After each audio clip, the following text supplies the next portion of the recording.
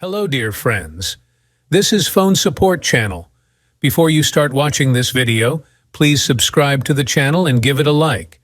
And also write your feedback in the comments if this video helped you, or if you have any questions.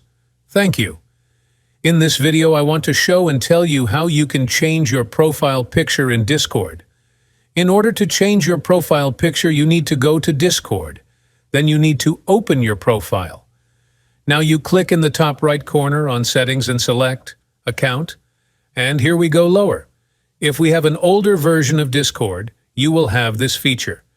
If you don't, then go out and click Edit Profile. And here you can change your photo.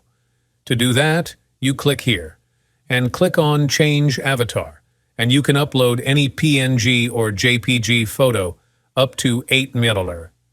Click here. Now here you choose any photo that you want to install. Selected, and you click on the button, Choice. And that's it, you have a new photo installed. Now you press the Save button and you've changed the photo. As you can see, this is a very simple and quick way done. Nothing complicated. If you like this video, put likes and subscribe to the channel, and also watch other useful videos on the channel. That was Phone Support. Bye-bye. See you later.